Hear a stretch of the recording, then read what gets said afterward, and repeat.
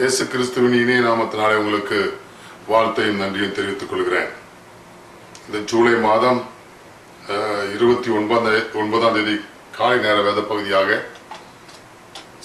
சங்கீதங்களின் புஸ்தகத்தில் 46, 47, 48 ஆகிய 3 சங்கீதங்களையும் மாலை நேர வேத பகுதியாக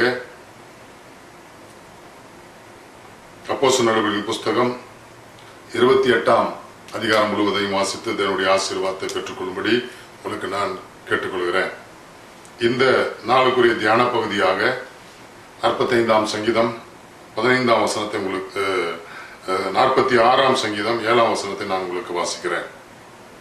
இந்த நாளின் தியான பகுதி 46ஆம் சங்கீதம் 7ஆம் வசனம்.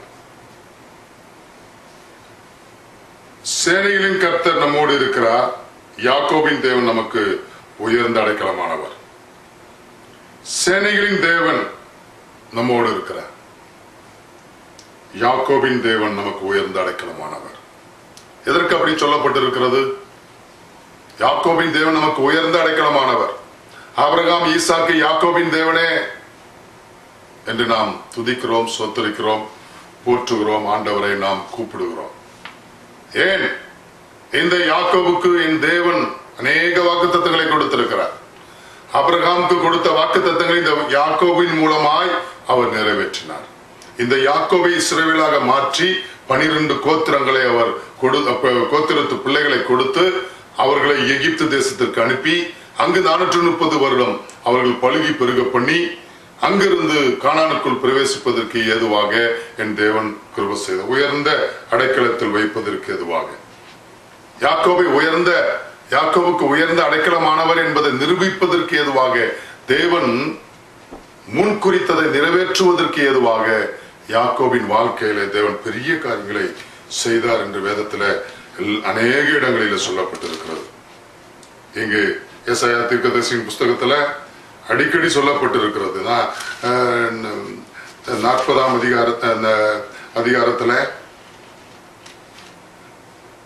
யாக்கோபே பயப்படாதே என்று சொல்லப்பட்டிருக்கிறது. திகையாத, நான் உன்னோடு கூட இருக்கிறேன் என்று தேவன் சொல்லியிருக்கிறார்.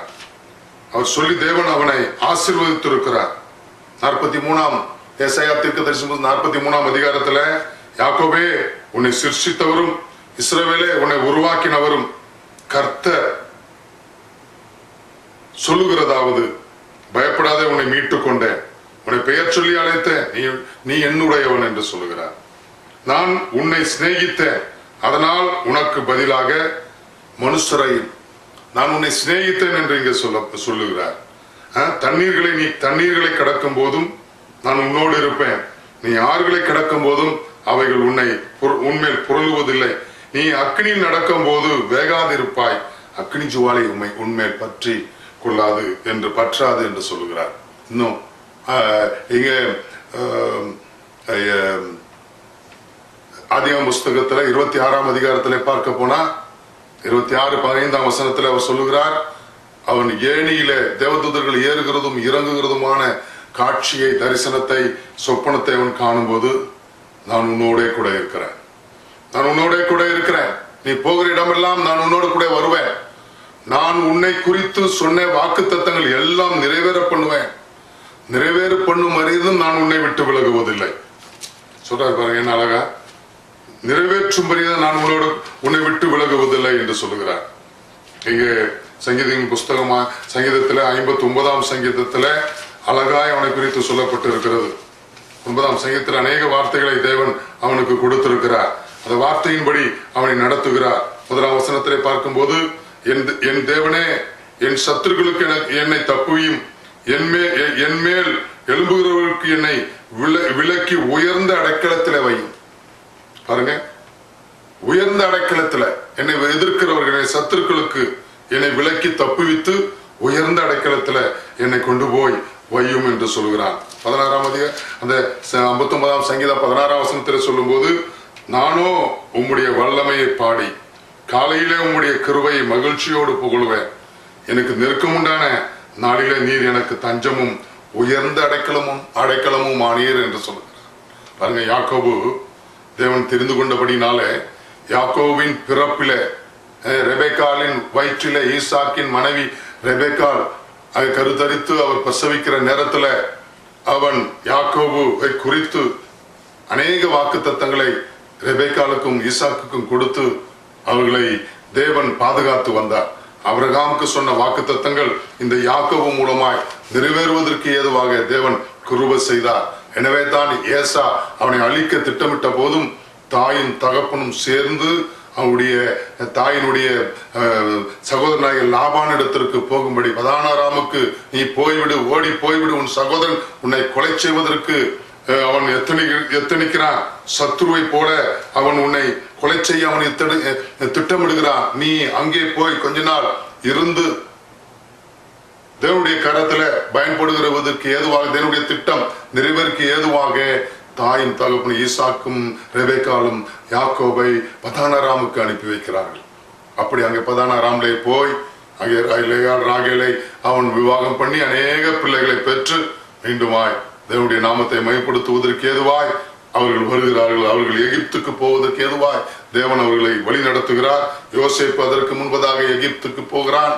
அங்கு மீண்டும் யோசேப்பின் நிமித்தம் அவன் உயர்ந்த ஸ்தானத்துல, பார்வோனுக்கு அடுத்த ஸ்தானத்துல என் தேவன் வைத்து இந்த யாக்கோபை காப்பாற்றுவதற்கு அவனை முன்னுக்கு அனுப்பி யாக்கோபின் பிள்ளைகளோடு கூட அந்த எகிப்திலே போய் அவன் வாழ்ந்து சுகித்திருக்க, உயர்ந்த அடைக்கலத்துல இருக்க என் தேவன் கிருபை செய்தார். இந்த யாக்கோபை உயர்ந்த அடைக்கலத்துல வைத்தார்.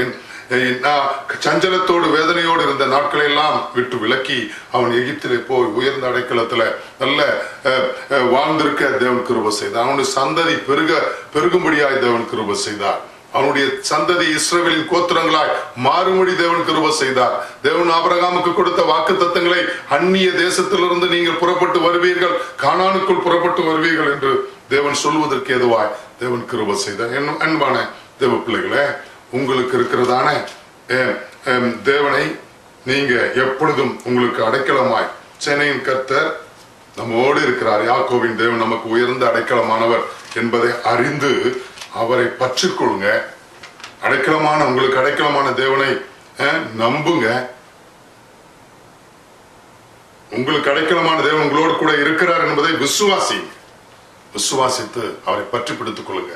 கர்த்தர் உங்களை உயர்ந்த அடைக்கலத்தில் வைப்பார். உங்களுக்கு ஆட்சேபிக்கிறேன். எங்கள் நல்ல பிதாவே, இந்த காலை வேலைக்காக நன்றி செலுத்துகிறோம். இந்த நேரத்தில் எங்கள் பிள்ளைகளுக்கு யாக்கோபின் தேவன் நம்மோடு இருக்கிறார், யாக்கோபின் தேவன் நமக்கு உயர்ந்த அடைக்கலமானவர் என்று சொல்லி, சேனையின் கர்த்தர் நம்மோடு இருக்கிறார், யாக்கோபின் தேவன் நமக்கு உயர்ந்த அடைக்கலமானவர் என்று சொல்லி அந்த வார்த்தையின்படி எங்கள் பிள்ளைகளோடு பேசியிருக்கிறேன். நீர் உயர்ந்த அடைக்கலமாய் எங்கள் பிள்ளைகளுக்கு இருப்பீராக. நீர் சேனைகளின் கர்த்தாவாய், சேனைகளின் தேவனாய் எங்கள் பிள்ளைகளோடு கூட இருந்து எங்கள் பிள்ளைகளுடைய சத்துருக்களை நீர் யுத்தம் செய்தவர்களை வீழ்த்தி அவர்களுக்கு உயர்ந்த அடைக்கலத்தில் வைத்து கனப்படுத்தி மேன்மைப்படுத்துவீராக. கர்த்தா, எங்கள் பிள்ளைகளை வாழ்ந்து சுகித்திருக்க பண்ணுங்க. சத்துருக்களை அழித்து போடுங்க. அவர்களுக்காக நீங்க யுத்தம் பண்ணுங்க. கர்த்தா, எங்கள் சேனைகளின் கர்த்தாவே, எங்கள் பிள்ளைகளோடு கூட இருங்க, நித்தமும் இருங்க, ஒவ்வொரு நாளும் இருங்க. எங்கள் பிள்ளைகள் உண்மை நோக்கி பார்க்கிறார்கள். அப்பா, உண்மை நம்புகிறார், உண்மை விசுவாசிக்கிறார். விசுவாசித்தான் இப்படிப்பட்ட நிகழ்ச்சிகளை, வேதத்தை எடுத்து வாசித்து நிகழ்ச்சிகளை பார்க்கிறார்கள்.